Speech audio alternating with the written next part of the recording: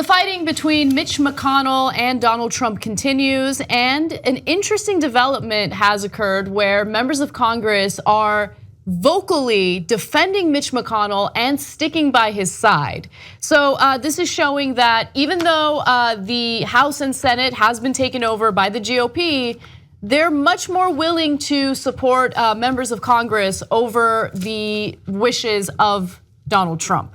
Now, let me give you a little bit of context, and then I'll give you the comments that are coming from Congress right now in support of Mitch McConnell. Now, this all started when Mitch McConnell was at a Rotary Club meeting in Kentucky, and he talked about Donald Trump's expectations. Take a look. Part of the reason I think that the storyline is that we haven't done much is because,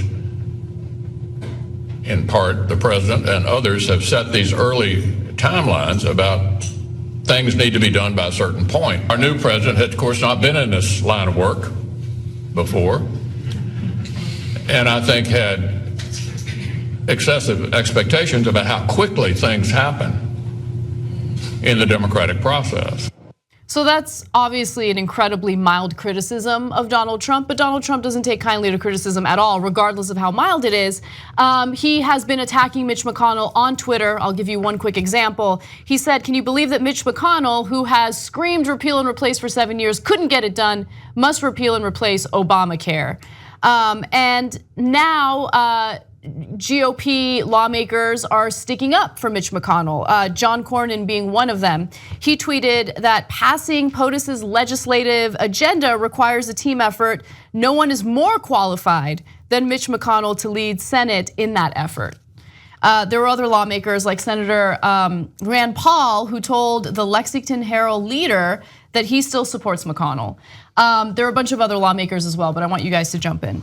Yeah, and Rand Paul and McConnell had the differences earlier in Rand Paul's career. They're both from the state of Kentucky, my favorite state apparently.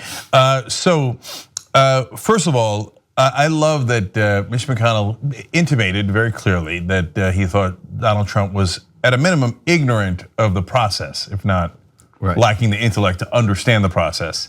And so look, I'm happy to get on the Republicans too for screaming for 7 years that Obamacare should be repealed and then they didn't have a plan.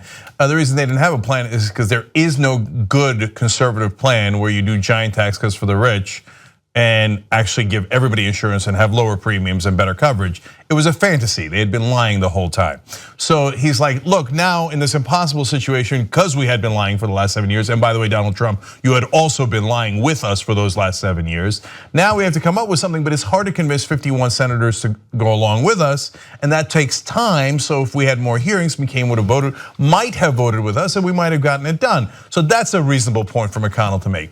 So he charges Trump basically with ignorance, and Trump fires back with, oh yeah, dude, it's all McConnell's fault, thereby proving his ignorance.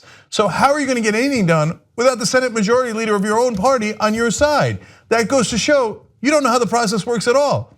If he had a battle plan to somehow get rid of Mitch McConnell and replace him with an ally who actually could get 51 votes, if he's got that plan, it's super secret. He hasn't shared it with anyone, including his advisors. No one knows about it because it doesn't exist. There is no such plan. He's just a child. So he's, I don't like that Mitch said that about me. Oh yeah, maybe you should be somebody else. Thank you for proving Mitch McConnell's point. And keep in mind that while the Senate was trying to find a replacement plan for the Affordable Care Act, Donald Trump was busy attacking Jeff Sessions. And so he wasn't really involved in those negotiations. He wasn't involved in sharing his ideas or sharing his policy. I mean, it was hilarious because during the election, we kept saying over and over again, Donald Trump keeps making these massive promises without detailing anything related to actual policy. And then those on the right are like, no, he totally knows what he's doing. He's got some real policies outlined on his website. Go on his website, he didn't have anything outlined on his website. So it's also Donald Trump who continuously bullies members of Congress for not passing anything, but what have you done to help? What have you done to provide a solution?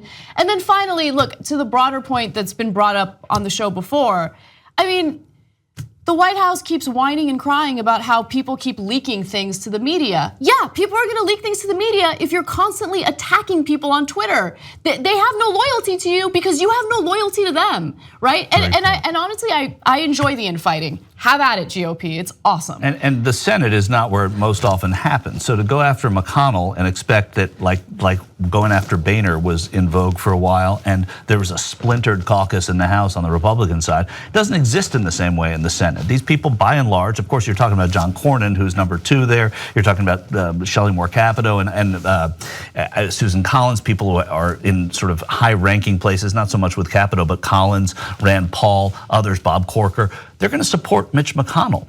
And to what Cenk said, to what McConnell said, the Senate is known, colloquially as the greatest deliberative body in the world, right? So it's going to take long to get everything done. And what's happening now, it's much more difficult to take something away from Americans than it is to not give it to them in the first place. And that's what's happening right now. And the Republicans are having to answer for that. And this, or I would say not dissimilar from the North Korea stand, he's provoking Mitch McConnell. He's provoking the senators. Their support for this president is threadbare. It's hardly there. And when it gets broken, they're going to run away pretty fast because they're going to go back to voters who they have no allegiance to Trump. And another last interesting thing is Elaine Chao, Mrs. Mitch McConnell, is the Secretary of Transportation. I wonder what that's like. I mean, just Trump probably doesn't even know that. I'm not even kidding.